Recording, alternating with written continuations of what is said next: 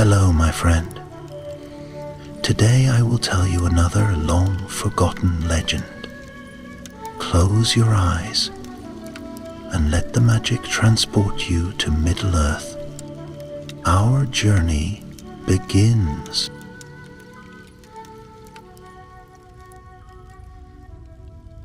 In the hush of an age long faded into the folds of time, when the world was wider and the stars sang of secrets not yet forgotten, there lay a kingdom carved between the spine of mountains and the breathless hush of the sea.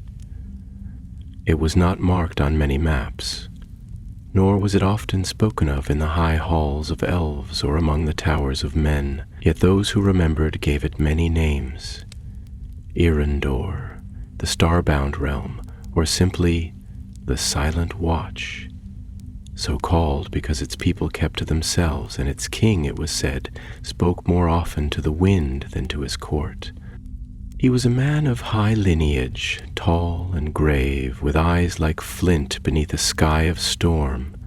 His name has been forgotten in the tide of ages, erased by shadow and war.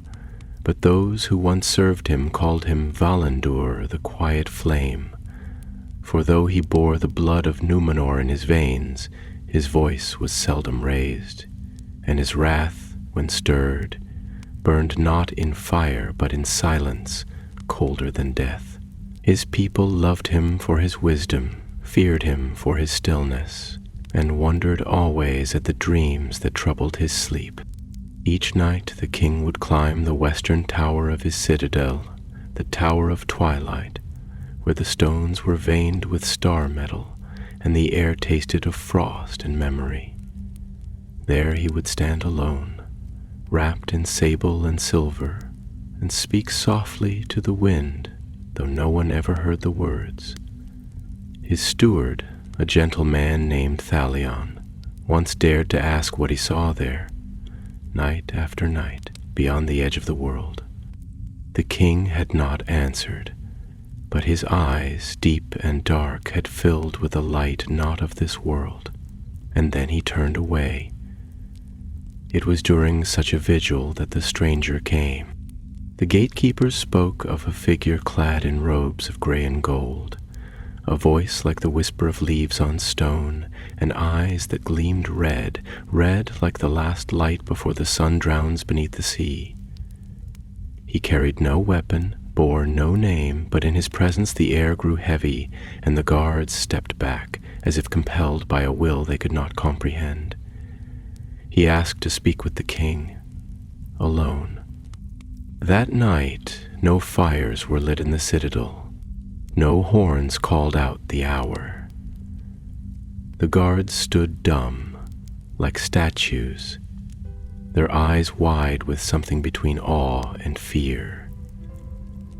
And within the Tower of Twilight, beneath its starlit vault, King Valindur received a visitor who would change the fate of the world. No one knows what was spoken between them, only that when morning came, the stranger was gone, and in the king's hand was a ring. It was wrought of gold so pale it seemed forged from moonlight. Set into its crown was a gem blacker than obsidian, but within it swirled the faintest hint of fire, like a coal buried beneath glass. The king did not speak of it, but from that day forward he no longer stood alone on the tower.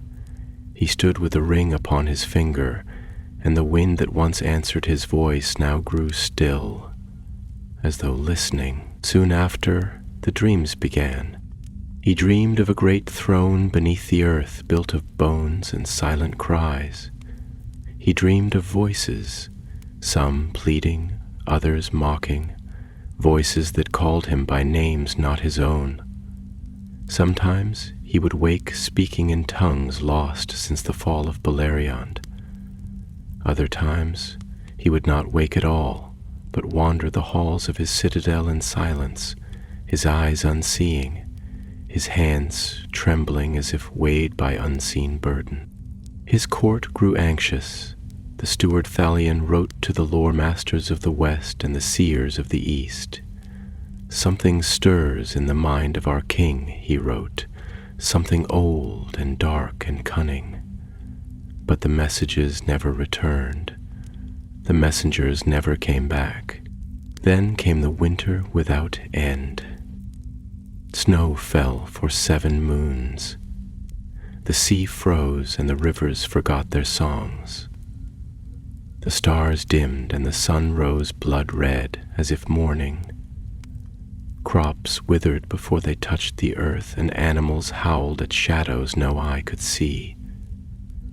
Within the citadel the king's presence grew fainter, as though he were slipping through the cracks of the world. He no longer held court. He no longer spoke. He no longer ate, but still he wore the ring.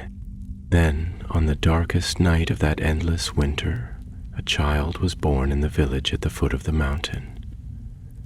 The midwife, an old woman blind in one eye and wise in the other, said the babe had a birthmark shaped like a crown of thorns and a voice that cried not like a babe, but like a broken bell.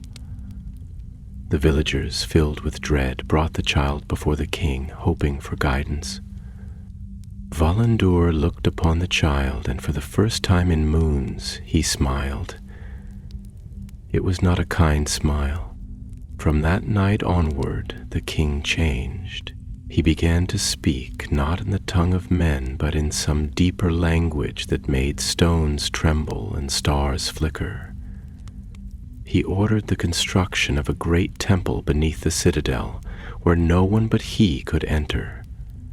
And each night he would descend into it, carrying with him the child, who never seemed to grow. The people grew afraid. Whispers stirred in the snow-bound silence. They said the king no longer slept, that he had bargained with something beyond the veil of the world, that the ring upon his hand was not a gift, but a curse. And they were right. In the 3rd year of endless winter, the mountain cracked, not with earthquake nor fire, but with song. A song of sorrow and ruin, sung not with voice, but with silence. It echoed through the bones of the earth, and all who heard it forgot their names for a moment, and the shape of their thoughts. From the cleft in the mountain poured a mist darker than night, colder than death, and in its midst walked the king. But he was no longer Valandur. He bore no crown, no face, no name. His eyes burned with emptiness, and his shadow fell long and far. The child was gone. The ring gleamed like a star fallen into ash, and those who looked upon him wept, not knowing why.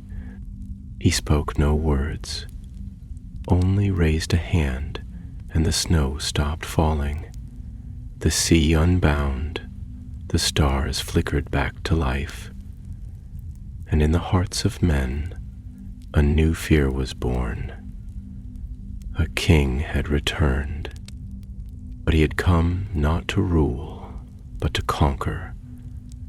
The day after the mountain sang its sorrow and the king emerged draped in shadow, the sky wore a strange hue, not the gray of winter nor the azure promise of spring, but something pale and bruised like the skin of a wound left untended.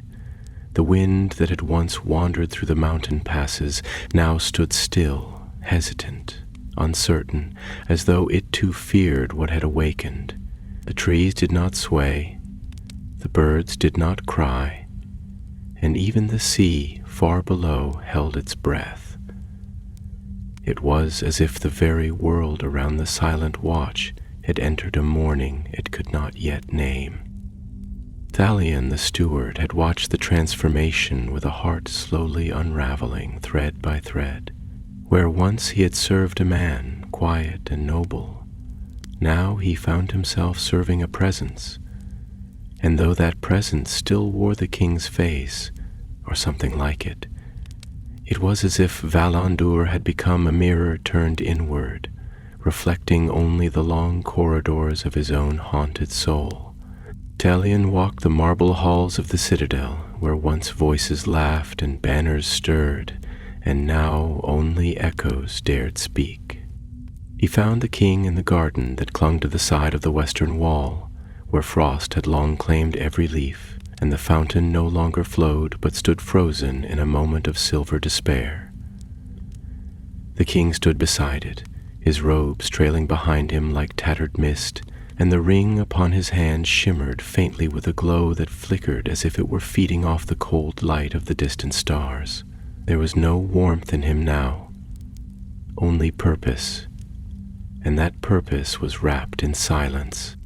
"My lord," Talion said, his voice careful, low, reverent yet uncertain, as one might speak to a thundercloud that had taken the shape of a man. "The people, they speak in whispers. They fear what they cannot name, and what they have seen with their own eyes refuses to take root in their hearts." The king did not move. For a long while he simply stood there, watching the ice that encased the fountain.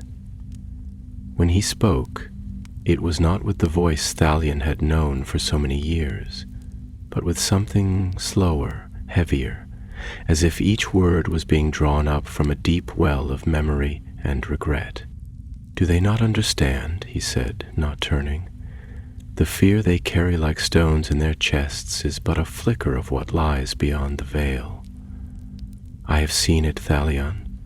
I have walked to the edge of time, where names lose their meaning and light is swallowed by itself. And what I have seen, I cannot unsee." Talion stepped closer, his breath visible in the frozen air, and though his bones trembled beneath the weight of those words, he pressed on. "Then speak to me of it, my king. Let me share the burden, if only a corner of it. Tell me what brought this change, and why your silence now feels like the prelude to something far darker." At last the king turned. His face was pale, too pale, as if he had been carved from the same ice that sheathed the garden. But his eyes, oh, those eyes, they no longer reflected the world. They drank it in, and in their depths was not madness nor cruelty, but something far more terrible. "Do you remember the stories of the Star Kindler?" he asked suddenly, his voice like the hush before snowfall. "Of Varda, who placed the stars in the sky to sing against the dark?" Talion nodded, uncertain. "Yes. The elves sing her name when they look toward hope." The king gave a slow, almost imperceptible smile. "Hope," he whispered. "Such a fragile flame. I once believed in hope, Talion. I believed in its shape and weight, in its promise. But I have learned that even hope can be hollow, that stars are not guardians but watchers, and when they gaze down upon us, they do not weep for our sorrows, they merely endure them." He paused then, stepping to the fountain's edge and resting his hand upon the ice. Beneath his touch, the frost hissed faintly, curling like smoke, though it did not melt. "This ring," he said, raising his hand, fingers splayed, the stone now pulsing with a strange inner light, "was not forged by a friend. It was not gifted.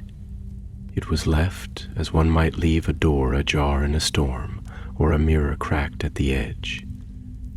It calls not to my will, but to my want." Talion's brow furrowed, and he moved forward with a boldness born not of defiance, but of desperation. "And what is it that you want, my king? What does your heart cry out for, that you would walk among shadows and call them brothers?" The king turned back to the frozen garden, to the dead trees and frost-chained roses. His voice was softer now, not with gentleness, but with that aching stillness that comes when a soul folds in upon itself. "I want to be remembered," he said, "not as a name etched in stone or a song sung by fading tongues, but as something deeper, enduring, immutable. I want to carve myself into the bones of the world so that even the stars, in their cold eternity, must reckon with my shadow." Thalion was silent then, and in that silence the wind stirred for the first time in many days. It curled around them, whispering through the branches of the lifeless trees, as if testing the edges of this newfound will. "But such remembrance," Thalion said at last, "comes at a price, my lord, and I fear that in seeking to etch yourself into time, you have allowed yourself to be unmade." The king looked at him then, truly looked, and something old flickered across his face, a remnant, a ghost, a memory of the man he had once been. "We are all being unmade," he murmured.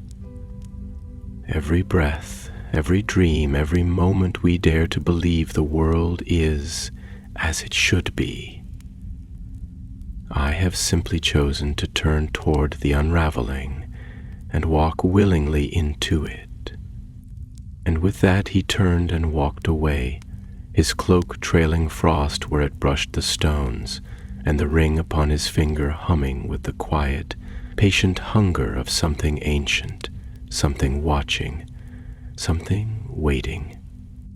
Above them the clouds broke for a moment, and a single star shone through, pale and flickering, but it did not bring comfort. It merely observed. It was in the third season of that lingering winter, when even time itself seemed to grow weary of the cold and the sun's passage across the sky slowed to a reluctant crawl, that Thalion sought again the counsel of his king. Not from duty alone did he descend the winding stair into the subterranean heart of the citadel, but from the burden of a grief that had grown heavier with each passing dusk. The people, though silent, had begun to fade, not in body, but in spirit. Their laughter had withered like leaves that never turned to gold, only fell brittle and gray. The children no longer ran beneath the arches of the marble courtyards. The smith's forge no longer rang with song. Even the light of the lanterns felt somehow paler, more distant, as if the flame itself feared being seen. The halls below were colder than the wind-swept heights above. They had been carved not with warmth and memory, but with precision and silence. Stone upon stone laid not for beauty, but for the concealment of things unspoken. The walls did not echo with footfall, but absorbed sound into themselves, as if the very stone wished to forget what it heard. Thalion moved through these halls slowly, his fingertips trailing the runes etched faintly along the edges, marks from a time before the citadel, before even the naming of the mountain. The deeper he walked, the more the air changed, not just in temperature, but in texture. It felt dense, thick with unseen voices, as if the space between walls held the residue of thoughts too dark to rise. He found the king alone in the chamber where none but he dared go. The walls here were smooth, as if shaped by wind and water, not chisel. A great circular room without torch or window, and yet lit by a strange, diffuse glow that seemed to emanate from the stone itself. In the center stood a basin of obsidian, and within it, not water but shadow, shifting, writhing softly like the breath of dreams left unfinished. The king stood beside it, one hand hovering just above the surface, as though drawing something unseen from its depths. His posture was not that of a monarch in meditation, but of a man suspended on the edge of something vast, a precipice between revelation and ruin. "My lord," Talion began, his voice little more than a breath, for anything louder felt like it would crack the delicate silence of the chamber. The king did not look up, but he responded, and his voice was softer now, more intimate, as though the walls were listening, and he wished to tell only Thalion what he could no longer say to the world. "I dreamed again last night, not of what was, but of what might yet be. The world, Thalion, do you know what it looks like without time? Without the slow, comforting decay we call memory?" Talion stepped closer, though each step felt like he was walking into a tide he could not see. "No, my lord, but I fear I shall, should your silence continue." At this, the king's lips curved into a faint smile, not of mirth, but of recognition. "You are brave," he said. "Braver than most, perhaps braver than I, for you still cling to the notion that words can mend what is already turned to ash." "I do not seek to mend," Thalion said, his voice rising, trembling not with fear but with grief that had long been silenced. "I seek to understand, and if not that, then at least to remember rightly. You were not always this. There was a time when the children sang in the gardens, when you walked among your people not as shadow but as solace. What broke that man?" The king's hand fell slowly to his side, and for a long moment he was silent. Then he turned, not quickly, not suddenly, but with a weariness that seemed carved into the very sinews of his body. His eyes found Thalion's, and they were no longer bright, no longer burning, they were hollow, vast, like windows opening onto a night sky where no stars had ever been born. "What broke him?" he said, almost gently. "Hope did. The idea that there is a purpose behind all things, that there is order, harmony, justice. I clung to it, Thalion, even when the signs turned sour, even when the dreams grew dark and the stars fell silent. But the ring, this ring, it did not deceive me with visions of dominion or glory. No, it whispered something far more terrible. It told me the truth." Thalion stepped forward, unable to restrain the rising tide within his chest. "What truth? That all is meaningless? That there is no goodness in the fabric of things? That the light we seek is but illusion?" The king raised the hand that bore the ring, and for a moment the chamber seemed to constrict, as though the very stone recoiled from that gesture. The gem glowed now with a deep, inward burning fire, like an ember left in the heart of a dead world. "No," the king said slowly, "it told me that the light itself is cruel, that it shines not to guide but to judge, that those who bask in it are not favored but exposed, and those who hide are not evil but forgotten. And so I chose not to seek the light, but to become the shadow in which others might hide." The silence that followed was unbearable. Thalion felt the weight of those words settle upon him like ash after fire, heavy and choking. And yet somewhere in his heart a small flame refused to yield. "Then let me hide there with you," he said, voice breaking. "If this is the end of all things, if the stars are lies and the world is blind, then let me stand with you in the dark. But do not walk alone. Do not let yourself become the very emptiness you seek to fill." The king looked at him, and for the briefest flicker of a heartbeat his face softened. A breath, a tremor, the memory of a name. "I do not walk alone," he said. "Not yet." But the path grows narrower with each step, and then he turned again to the basin, his fingers hovering once more above its surface, and the shadow within it shifted, as if recognizing the return of its master. The chamber pulsed faintly, like the heartbeat of some ancient thing waking in the deep. Talion said no more. He stood still and silent, and watched his king slip further into whatever mystery now held him fast. And all around them the stone whispered. Not words, not song, but a breath that had been held too long, now exhaled into the dark. Above, in the world that still believed in dawn, snow began to fall again.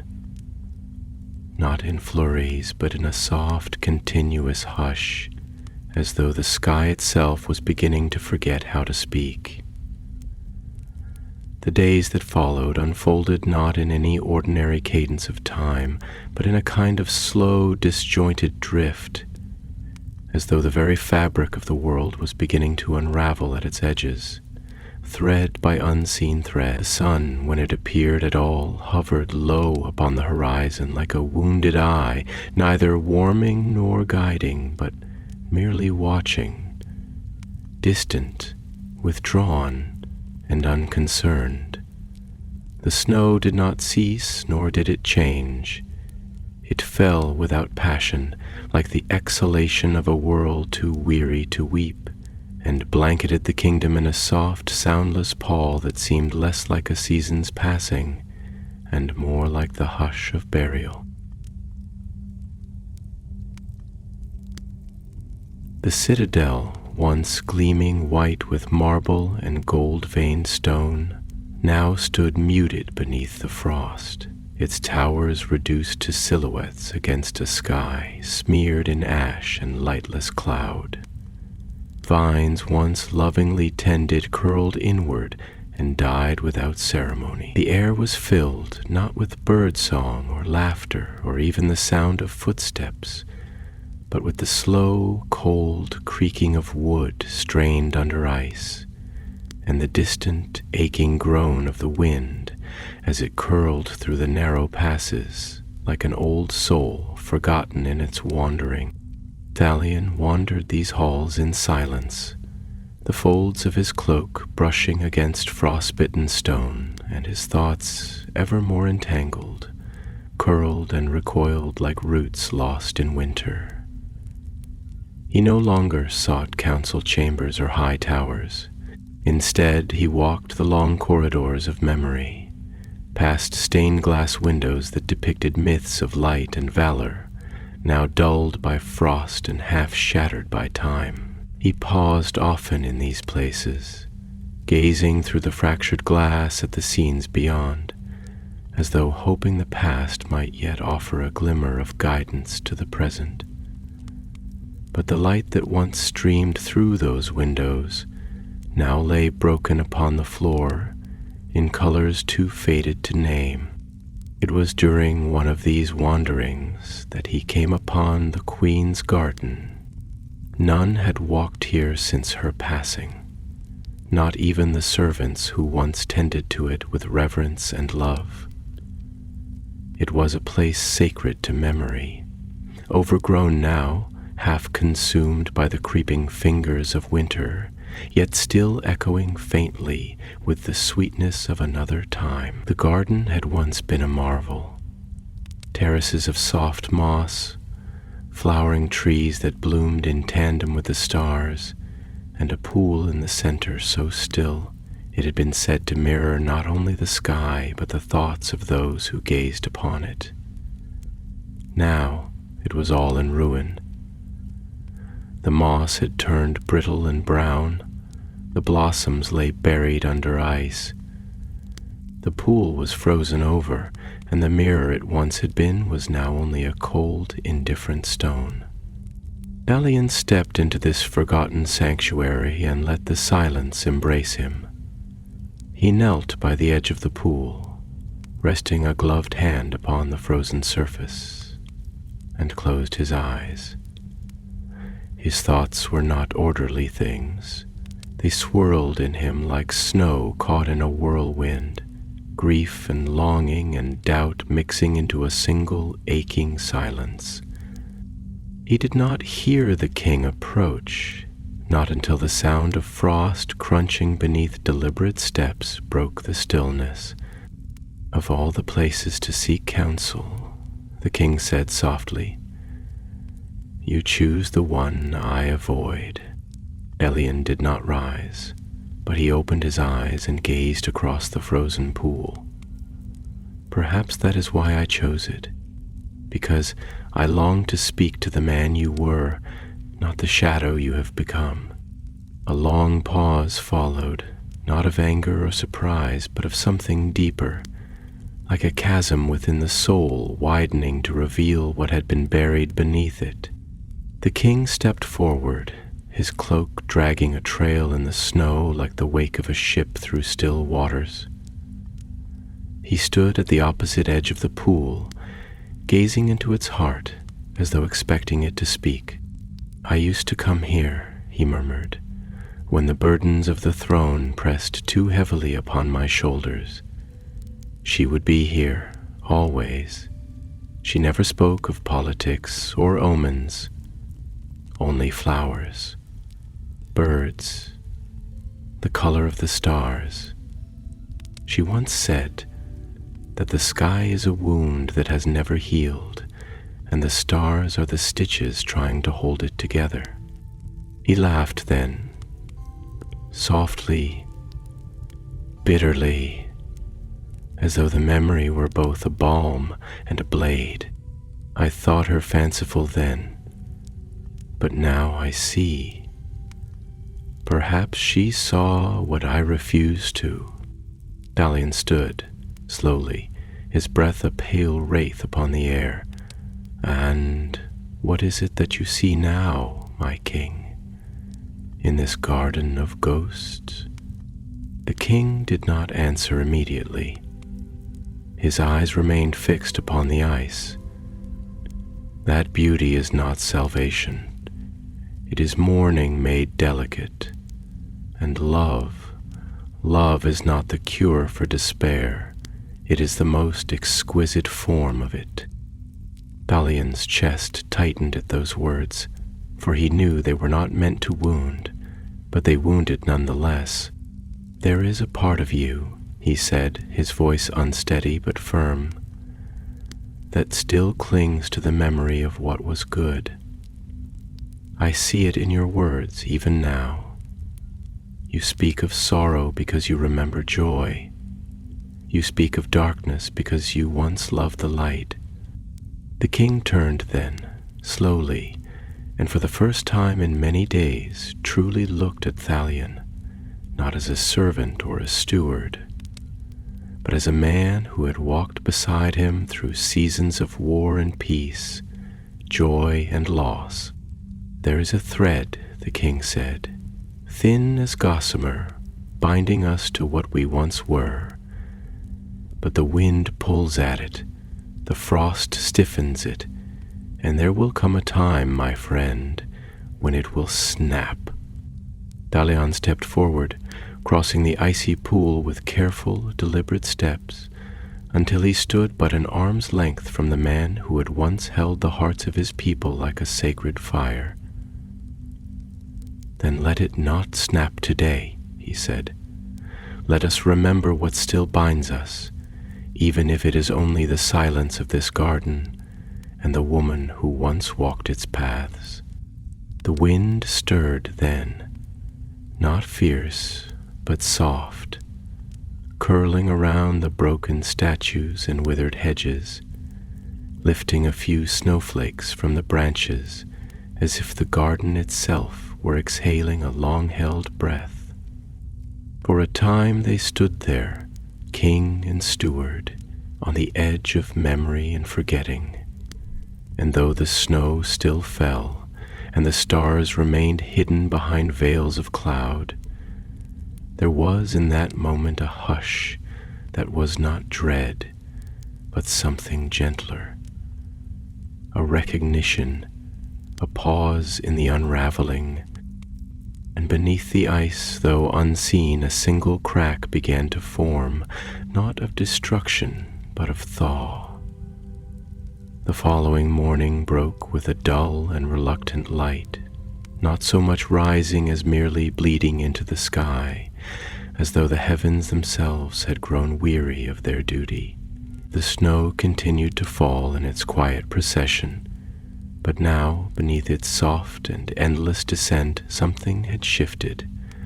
Imperceptible, perhaps, to the ordinary soul, but to those whose hearts still beat with the aching rhythm of old oaths and older grief, the air carried a new weight, like the hush before a breath is drawn, or the silence after the first crack of spring's thaw in a long-dead forest. Balian rose before the bells that no longer rang, dressing in his steward's mantle with motions that had become automatic, yet not without ceremony. There was a reverence in the way he fastened each clasp, in how he drew the dark blue fabric around his shoulders, not for vanity or custom, but for remembrance, for dignity, for the fragile scaffolding of identity that he refused to let slip, even as the world seemed to forget itself. He paused before the frost-rimmed mirror, not to gaze at his reflection, but to feel its absence, to acknowledge the man who had once looked into such a mirror with certainty, with purpose, and now searched only for continuity.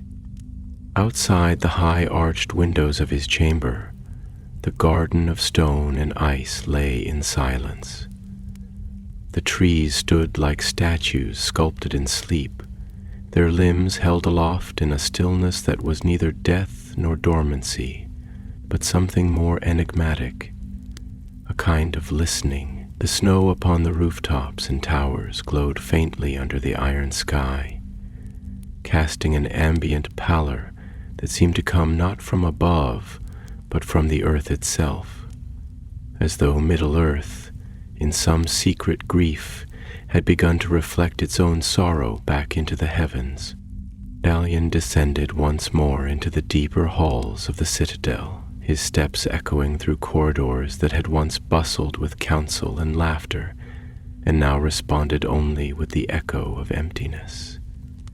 He passed beneath great tapestries woven with scenes of ancient valor, kings crowned beneath flowering trees, ships with sails like stars upon the sundering seas, dragons falling to swords of light, and women who sang to the moon and held sorrow in their palms like sacred fruit. The colors of these images had faded, not merely with age, but with disuse, with forgetting, as though memory itself grew weary when not spoken aloud.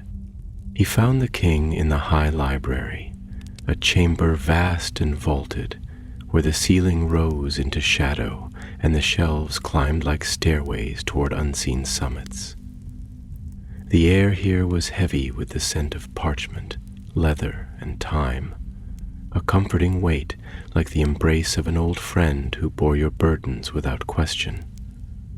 A fire smoldered low in the hearth, its embers glowing softly, not with warmth, but with endurance. The king stood near the window, one hand resting lightly on the sill, his gaze turned outward toward the distant mountains, whose peaks were now veiled in snow like monks in silent prayer. Balian did not speak immediately. He watched the king in silence, studying the subtle shift of his shoulders, the quiet tension in his hands, the stillness in his posture that spoke not of peace, but of a struggle so inward it left no mark upon the flesh. And when he did speak, it was with a voice low and reverent, as one might address a wounded god. "You sought these halls once for wisdom," he said softly, "for the voices of the dead whose thoughts still live in ink and vellum. Do they speak to you now?" The king turned slowly, and in his eyes was not the blaze of power nor the void of despair, but something quieter, sadder, resignation perhaps, or something deeper still, the aching weight of having understood too much. "They murmur," he said, his voice like wind slipping through a ruined gate. "Not with answers, but with questions I can no longer ask. These books, these scrolls, they speak of empires and destinies, of the fate of kings and the will of Eru, but none of them tell me what to do when the road leads only into fog. None of them say how one should walk when the path is no longer made of stone, but of shadow and sorrow." Dalian stepped forward, his boots whispering against the flagstones. "Perhaps they do not say because the choice cannot be written, because it is not a tale to be read, but a burden to be borne." The king's expression did not change, but his gaze grew distant, as though seeing something far beyond the walls of that room. "Do you know, Thalion, what it is to look into the abyss and feel it stir in recognition? To feel its cold hand reach for yours, not to pull you in, but to offer you its silence, its simplicity? There is a temptation in it. Not evil, not corruption, but clarity. The world becomes quiet, linear. There are no thrones in the dark, no voices calling for justice or mercy. There is only stillness." Dalian's heart ached at those words, not from fear, but from the deep and terrible understanding that they were not born of madness, but of weariness, of a soul that had carried too much for too long, and had found in shadow a kind of sanctuary. "But there are no stars there," he said gently, "and no memory, only forgetting. And to be forgotten, my lord, is that not the truest death?" The king looked at him then sharply, and in that gaze was a flicker, just a flicker, of the man who had once spoken with poets, who had held his queen's hand beneath the flowering trees, who had lifted children onto his shoulders and laughed without fear. "No," he said after a long silence, "to be remembered falsely is the truest death, to become a legend sculpted by the hands of others, to be cast in gold while the truth withers in the dust. That I will not allow." He turned from the window and moved to the shelves, his hand drifting over the spines of ancient tomes as though seeking a single thread among 1,000, a whisper of clarity in a sea of noise. "There are writings here, Thalion," he murmured, "old and obscure, scraps of thought from the East, from the forgotten tongues. They speak of rings not made by elven smiths, of pacts struck not with Morgoth, but with the silence that followed him. They call it the undervoice, the will that waits." Dalion's blood chilled at those words, not because they were spoken with malice, but because they were spoken with reverence. "Then cast it away," he whispered. "Cast the ring into the fire, into the sea. Let the silence end." The king turned again slowly, and though his face bore the marks of countless sleepless nights, his voice held a strange, final calm. "I cannot," he said, "for it no longer waits, it listens." And somewhere in the library, beyond the shelves, beyond the pages, a whisper stirred, a whisper not of words, but of knowing. And the fire in the hearth dimmed, though no wind had passed. Night fell like the closing of an ancient book whose pages had grown so brittle with time that even the stars dared not turn them. It came not swiftly, nor with the clarity of a descending curtain, but slowly, like the steady dimming of a lantern lost in a sea mist, its edges curling inward, consuming the last hues of twilight with reluctant melancholy. The sky, once dusted with soft ash-gray clouds, deepened into a colorless void where no moon rose and no constellation dared speak. And yet, it was not darkness that fell over the citadel. It was something else entirely, something more oppressive and more intimate. It was silence that thickened, silence that listened, and silence that remembered. The high windows of the king's library shuddered in their lattices, though no wind stirred the world beyond. Somewhere, far below the eaves and echelons of the tower, the snow whispered against stone, soft as breath, cold as forgotten prayers. Thalion had not moved since the whisper passed. He stood still, his spine tight with the tension of things unspoken, and though the room was cold, a sheen of sweat glistened faintly at his temple. His fingers, which moments before had curled with quiet dignity around the folds of his robe, now dug subtly into the fabric, as though grasping for grounding, an anchor against the vast and wordless pull that now seemed to emanate not from the ring alone, but from something deeper, something beneath language, beneath form. The king paced with the deliberation of one who walks a path he has walked many times in dream, but never with waking feet. His steps echoed, but softly, as though muffled by the weight of what he carried, not in his hands, but in his spirit. The walls seemed to bend subtly around him, not with physical distortion, but with a kind of reverence or fear, or both, and the books lining the chamber, countless in number, so ancient that some had bindings of bark and ink wrought in silver dust, did not seem to watch him. They seemed to turn inward, as if unwilling to bear witness to what he had become. "You fear it," the king said suddenly, without turning, his voice a low murmur that vibrated with layered timbres. His own voice, and beneath it something else, like the resonance of a deep chime buried in the earth. The presence that stirs, the quiet that follows. You fear the silence because you still believe it is empty. Thalion exhaled slowly, his voice emerging like a sigh carried up from the bottom of a well. "I do not fear the silence itself, my lord. I fear what it reveals in us when it strips away all pretense, all illusion, when there is nothing left to distract us, not the song of the world nor the cry of duty, only the raw, unfiltered shape of our souls reflected back in the dark."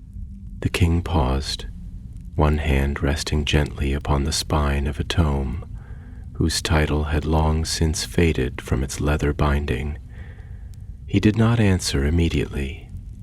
His fingers moved slowly, as though reading the shape of the letters by memory, or perhaps by instinct.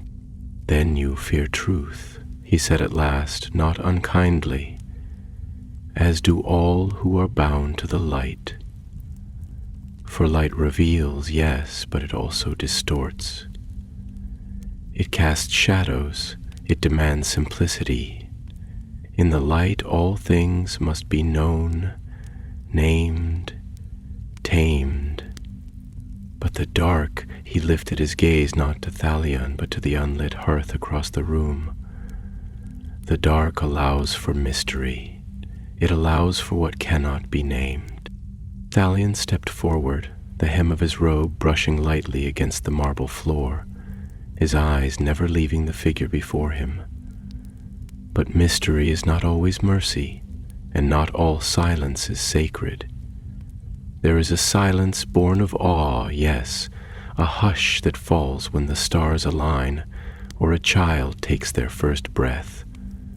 But there is also silence born of grief, of abandonment, of despair so deep that even thought drowns in it. The king turned then fully, his eyes shadowed by the flickering light of the last embers, and yet bright in a way that no earthly fire could account for. "Despair," he said, tasting the word like one might taste a bitter herb known to heal or to harm. "Yes, that is the doorway, not joy, not courage, not faith. Despair opens the mind. It peels back the skin of the world and shows us what lies beneath." He moved closer to the hearth and knelt, feeding the remaining coals with a single breath, and they flared, briefly, fiercely, before settling again into their slow pulsing glow. The light danced across the carved wood of the mantel, illuminating figures of old, the Vala Orome riding beneath the moon, the trees of Valinor carved in flight. All these images flickered as though uncertain, as though caught between memory and myth. "Do you know," the king continued, his voice now quieter, almost tender, "why the ring does not burn me, why it does not corrupt me in the way we were taught to fear?" He lifted his hand slowly, the gem glowing softly, pulsing like a heart beneath still skin. "Because I do not resist it. I do not fight it. I listen. I allow. And in return, it does not consume me." Thalion felt a chill rise through his body, not from the cold, but from the recognition that the king no longer saw the ring as burden or curse or even power. He saw it as mirror. And perhaps that was the truest danger, not that it changed him, but that it showed him what he already was and made him embrace it. "I hear them too," Thalion said quietly, almost to himself. "Not the whispers, but the memories.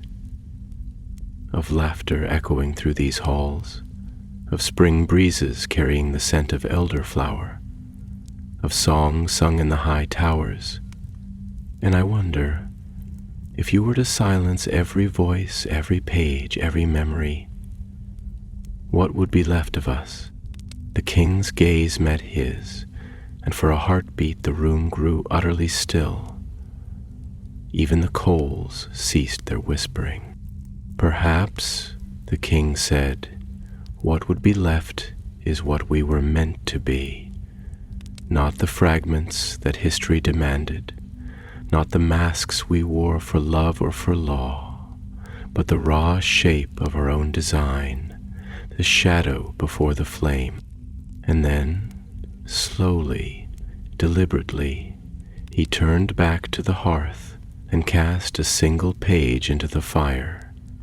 It flared, folded inward, and vanished, its words lost, its story unspoken. Outside, the snow thickened. The stars remained hidden, but in the deep places of the citadel, beneath the oldest stones, something stirred again. Not loudly, not yet, but with purpose. It was listening. The air in the library, after the burning of the page, thickened with a stillness that was not emptiness but presence, dense, pervasive, and laden with something unspoken. The scent of charred vellum lingered faintly in the room, its curled smoke twisting upward like a departing soul, brushing against the carved rafters and vanishing into the quiet arches above. It was not acrid, nor did it bite the throat. It was soft, even sweet in its own way, like the last breath of something ancient relinquishing its form. The fire, too, no longer danced. It crouched low in the hearth, coals smoldering as if dreaming, casting long, slow-moving shadows across the floor that seemed less like distortions of shape and more like recollections of another time, echoes of movement that had long since passed beyond the reach of memory. The shelves, once silent and dignified, now loomed with subtle weight. The books upon them seemed to lean inward, as if listening or perhaps recoiling. An unreadable tension etched into their bindings, into the curvature of their spines, into the dust that had begun to gather like frost in the corners. Even the stone beneath Thalion's boots felt less solid, less certain, as though the ground itself had entered into hesitation, unsure whether to hold or to yield. The world, it seemed, was watching. Thalion remained where he stood, unmoving, his breath barely rising, not because he was afraid, but because motion felt somehow profane, like a ripple across a sacred pool. His heart beat slowly now, methodically, each thrum a reminder of the fragile continuity he still clung to, a fragile thread of identity stretching taut across a chasm of doubt. He watched the king closely, not as one studies a sovereign, nor even a friend, but as one watches a fire at the edge of a dry forest. Mesmerized, reverent, and deeply uncertain whether it would warm or consume. "My lord," he said at last, voice hushed not out of deference but necessity, as though louder words might shatter the delicate equilibrium of the moment. "What would you have me do?" The king did not answer immediately. He stood with his back to Thalion, gazing into the dying fire with an expression caught between contemplation and mourning. His hands, once steady and decisive in council and battle, now hung loosely at his sides, as though the very weight of his own limbs was a burden he had long since grown weary of carrying. When he did speak, his voice emerged not as declaration, but as a slow unfolding, a thought revealed not with urgency, but with gravity. "I do not seek obedience," he said, "nor agreement. I do not summon you here to command or to coerce. I speak to you because you are the last voice I still recognize as mine, because in this place where even memory begins to falter, your presence is the last echo of what I once believed I was." Thalion lowered his gaze then, not in submission but in sorrow. There was a strange pain in hearing such vulnerability from the man who had once stood like a pillar between his people and despair, a pain sharpened by the knowledge that it came not from weakness, but from an unbearable weight of clarity. "I see you," he whispered, barely audible, "but I do not know what you have become. I do not know whether the man I served still walks within you, or if he has vanished into the shadow entirely." The king turned then, slowly, his face revealed in the low firelight. It was not cruel, nor monstrous, nor even broken. It was simply weary, sketched with the quiet erosion of years unspoken, of truths carried too long without rest. His eyes, though strange and distant, held no threat. They held only reflection. "Perhaps both," he said. "Perhaps I am the memory of that man, wandering the halls of my own ruin, looking for a door that no longer exists. Or perhaps I have become something new, something truer, even if darker. For who are we, Thalion, if not the sum of the choices we make in silence?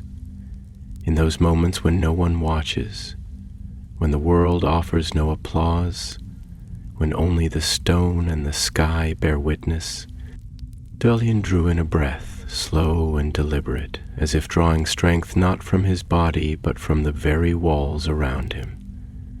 His gaze swept across the chamber, over the carved columns, the fading tapestries, the silent books, and he felt again that strange stirring in the stones, that sense of something waiting, poised just beyond the veil of knowing.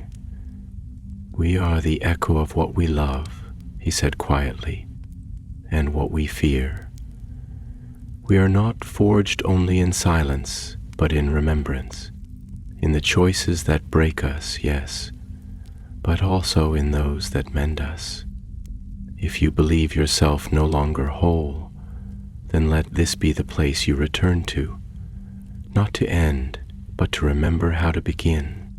The king closed his eyes for a long moment, and the silence that followed was vast, not empty, but full of tension, like the final breath before a leap or a fall. When he opened them again, the fire had nearly died. Only a single coal remained, its glow faint and flickering, like a heartbeat on the edge of surrender.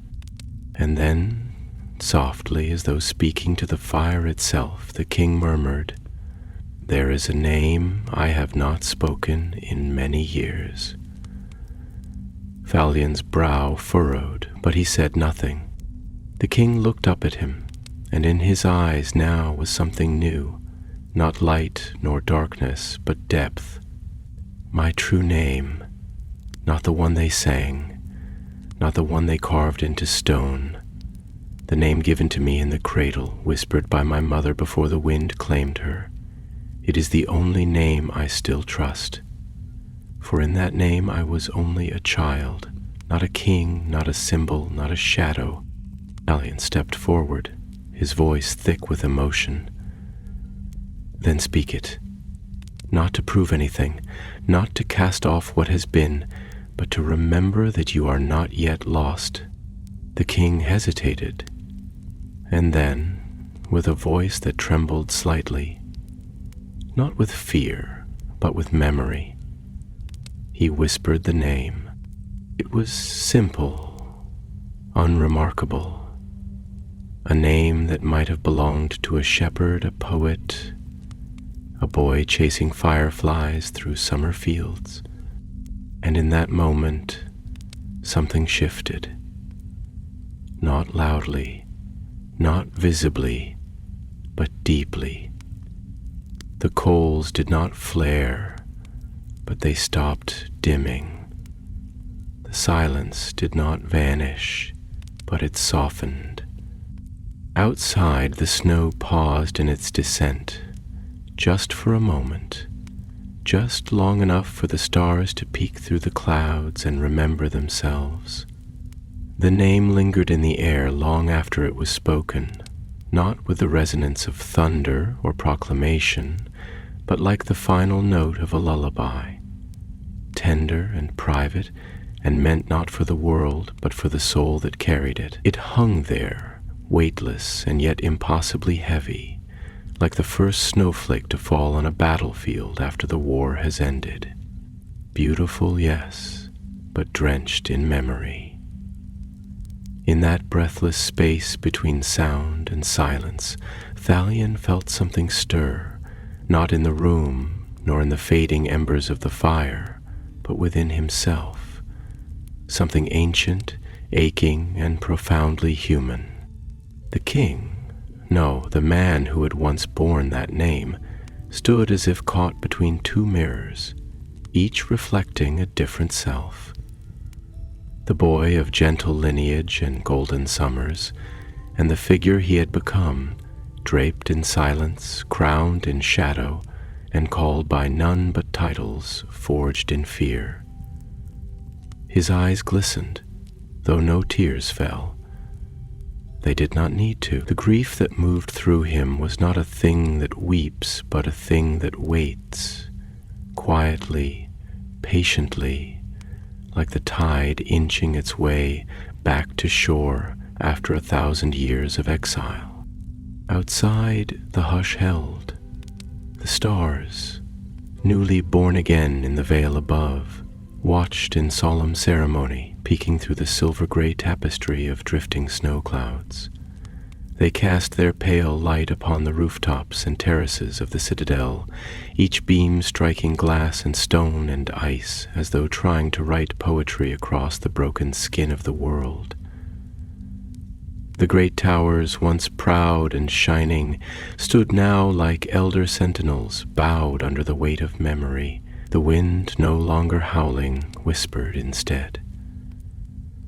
a soft, melodic rustling that carried no meaning but much presence, as if the air itself wished to be close to what was unfolding.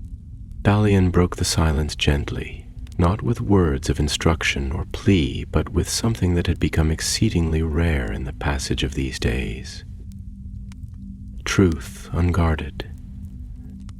"When I was young," he said slowly, walking toward the window, "my father told me that names are like seeds. They carry not only the sound we answer to, but the memory of who we were when it was first spoken aloud. He believed that to forget one's name was not merely to lose identity, but to lose possibility, the infinite roads that lie open to the soul before the world narrows them." He paused, his gaze falling upon the world below, the snow-laden courtyards, the icy spires casting long shadows under the moonlight, and the faint, distant line of the forest sleeping beneath a quilt of frost. "And yet," he continued, "I think there are names that lie beneath even those names we do not inherit, but create, through loss, through pain, through the choices we make when there is no light left to guide us. You speak of listening to the silence, of accepting its truth, but I wonder if silence alone is not enough."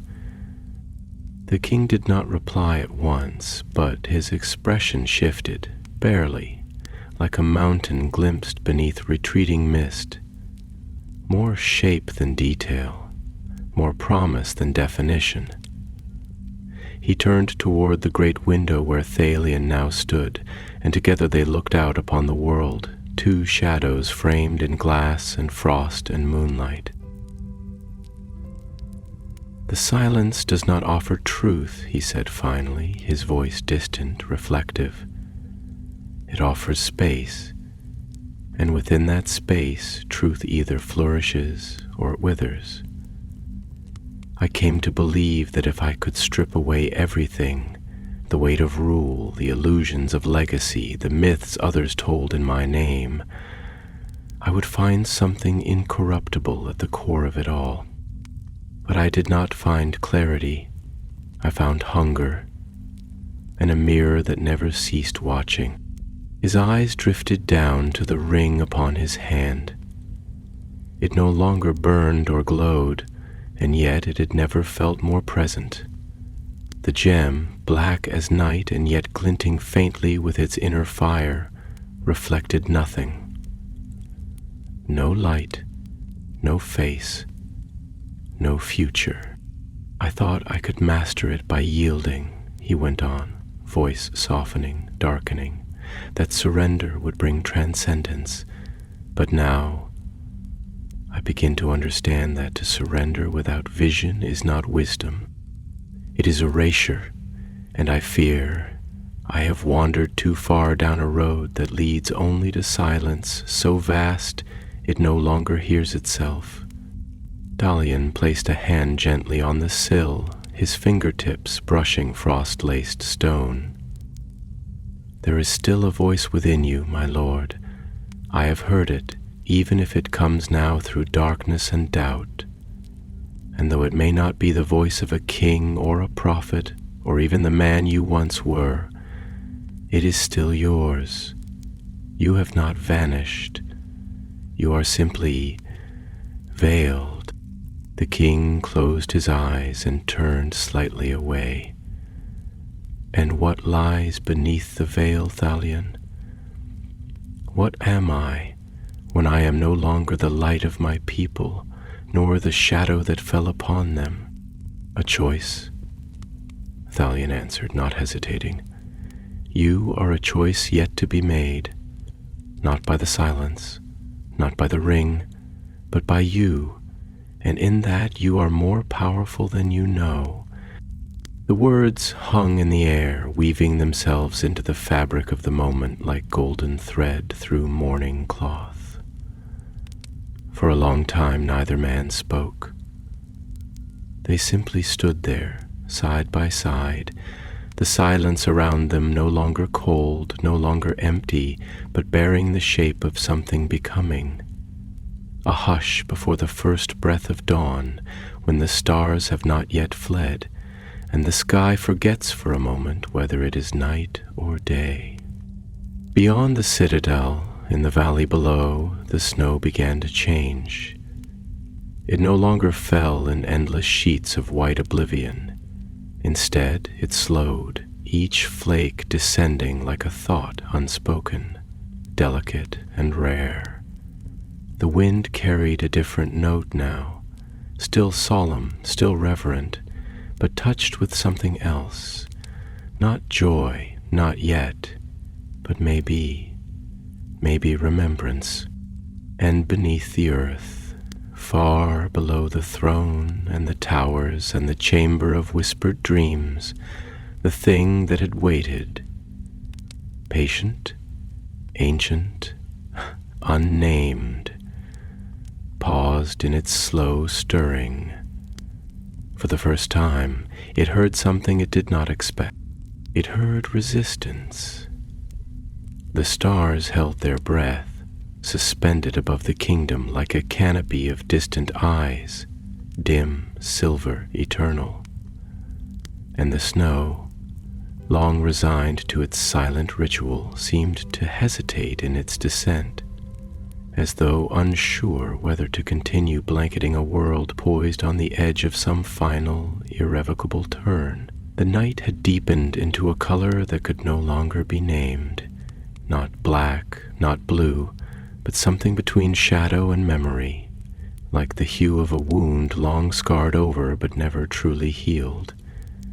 And beneath that colorless sky, the towers of the citadel loomed in silhouette, their once proud spires now draped in the heavy veils of frost and silence, as though mourning not only for a fallen season, but for an entire age. Within the library, the last of the firelight died with a faint sigh, leaving behind only the faintest trace of heat in the hearthstone, and the smell, faint, almost imperceptible, of ash mingled with ancient vellum. Yet neither Thalion nor the king moved to stir the fire back to life. They remained by the window, unmoving, speaking only in the language of silence and shared breath. Two figures outlined against the frost-laced panes, their reflections barely visible in the faint glow cast by the starlit snow below.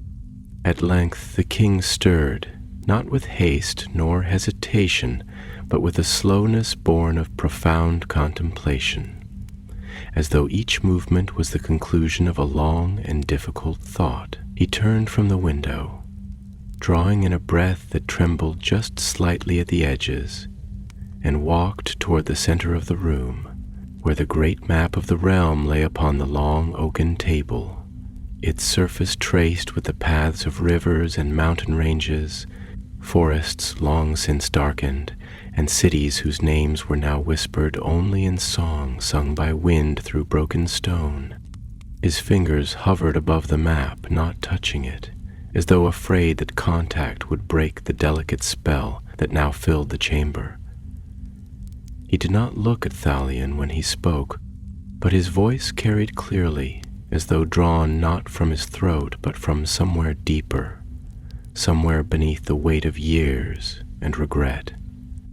"There was a time," he said slowly, "when I believed history to be a river, flowing, inexorable, guided by the shape of the land and the weight of the heavens. I believed my role was to stand within it, to channel its current, to shape the course of fate with the tools of will and wisdom. But now I see, I was wrong. History is not a river. It is a mirror, shattered by every choice we make, each fragment reflecting a different truth, a different self. And the more we try to gather those shards to create a coherent whole, the more we bleed." Thalion stepped forward, his eyes drawn not to the map, but to the king himself. The set of his shoulders, the quiet tremor in his hands, the almost imperceptible quaver in his voice that revealed more than any confession could. "You are not wrong to seek meaning," he said, his words gentle but firm, as though trying to mend something with voice alone. "But perhaps meaning is not something we impose upon the world. Perhaps it is something we discover in how we endure it. Not in the victories we claim or the power we wield, but in the quiet moments we choose to stay when it would be easier to leave." The king's hand dropped, resting lightly on the table's edge, and his gaze lifted to meet Thalion's. In that gaze there was weariness, yes, immeasurable, oceanic, but there was also a flicker of something else. Not hope, not yet, but awareness, the slow return of a self long buried beneath the weight of myth and memory. "I thought," the king said, "that I had become the vessel for something greater, something older than stars and darker than the spaces between them. I thought that by surrendering I could become a new kind of order, a silence that would endure when all songs had faded. But now I wonder if I have simply fled from the wound of being human." Talion approached the table and placed a hand over the map, not to command it, not to mark it, but to feel it, to remember that it represented more than land or conquest. It represented lives, laughter, loss. "There is no shame in fleeing," he said. "We all flee.